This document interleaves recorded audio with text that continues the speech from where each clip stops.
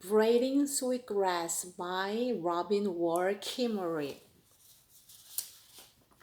Chapter 5, Learning the Grammar of Animacy, page 55. And then I swear I heard the jar of snacks firing.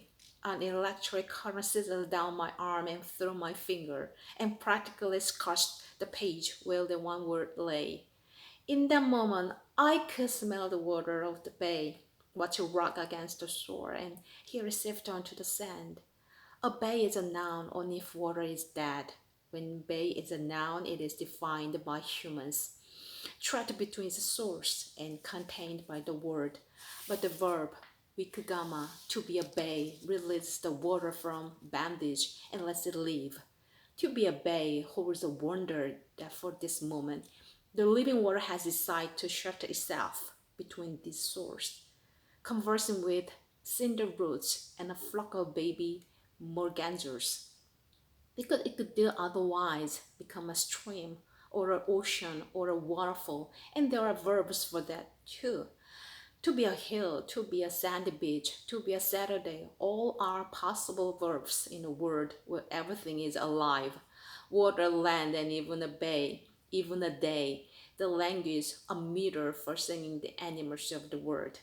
The life that passes through all things, through pines and nut hedges and mushrooms. This is the language I hear in the woods. This is the language that lets us speak of what wells up all around us, and the vestiges of boarding schools, the soap-wielding missionary brats, hang their heads in defeat. This is the grammar of animacy. Imagine seeing your grandmother standing at the stove in her apron and then saying of her, "Look, it is making soup. It has gray hair." We might sticker at such a mistake, but we also recoil from it.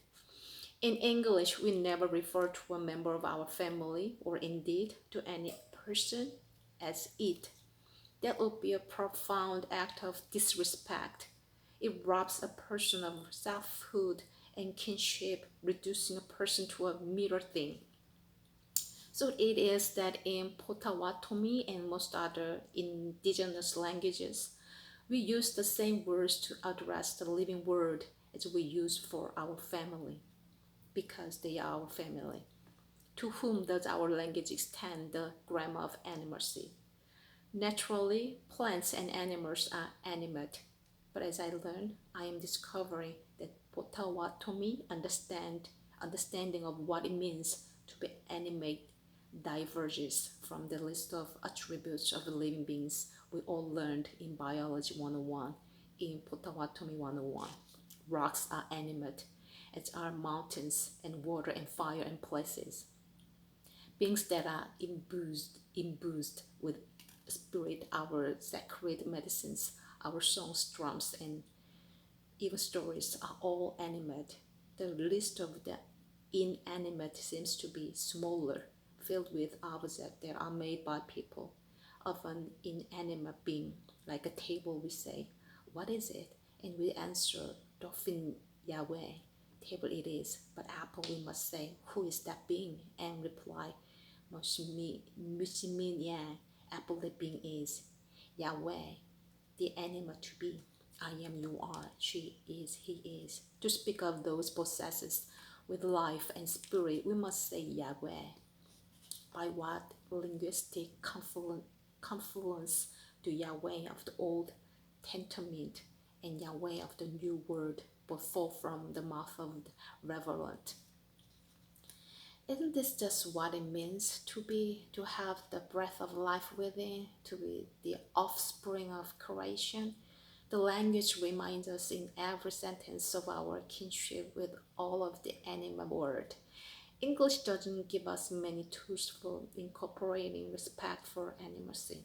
In English, you are either a human or a thing. Our grammar boxes us in by the choice of reducing a non-human being to a it, or it must be gendered inappropriately as a he or a she. Where are our words for the simple existence of another living being. Where is our Yahweh, my friend Michael Nelson, an atheist who thinks a great deal about border inclusion, told me about a woman he knows, a field biologist whose work is among other than humans. Most of her companions are not two legs, and to her language adjusted to accommodate her relationships.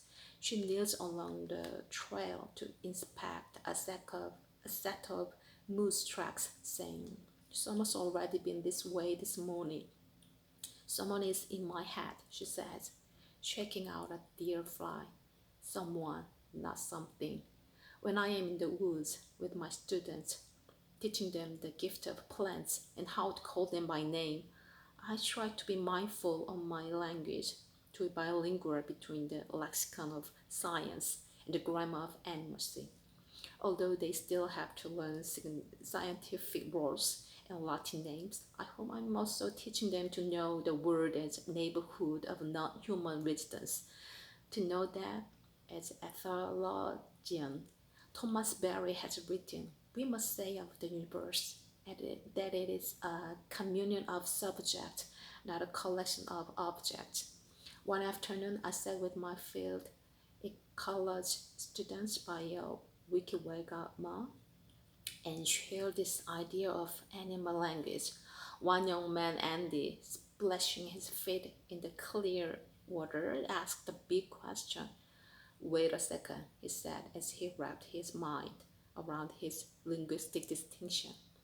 "Doesn't this mean that speaking English, thinking English, somehow give us permission to disrespect nature? By denying everyone else the right to be persons, wouldn't things be different if nothing was an it?" Swept away with the idea, he said. It felt like an awakening to him, more like a remembering, I think.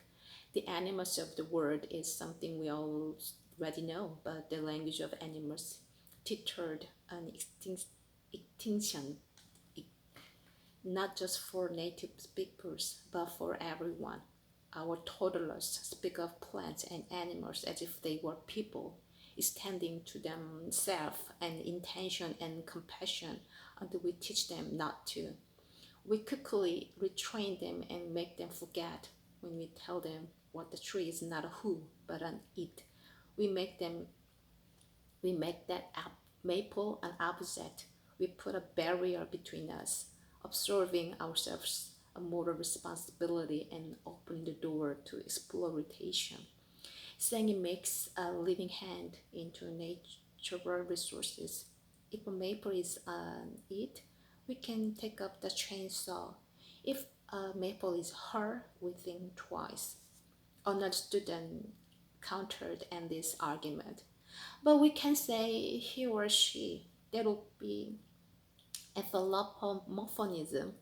They are well schooled biologists who have been instructed in no uncertain terms never to uh, ascribe human characteristics to a study object to another species. It's a cardinal sin that leads to a loss of objectivity. Carr pointed out that it's also disrespectful to the animals. We shouldn't project our perceptions onto them. They have their own ways. They are not just people in furry costumes, and countered.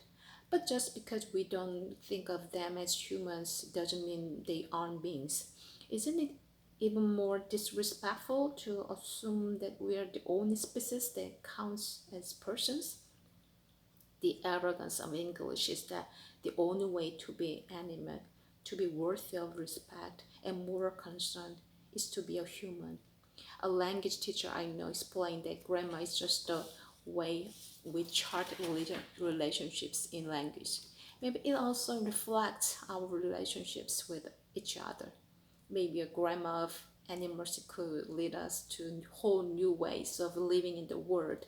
Other species of sovereign people, a world with a democracy of species, not a tyranny of one, with moral responsibilities to water and wolves, and with a legal system that recognizes the standing of other species.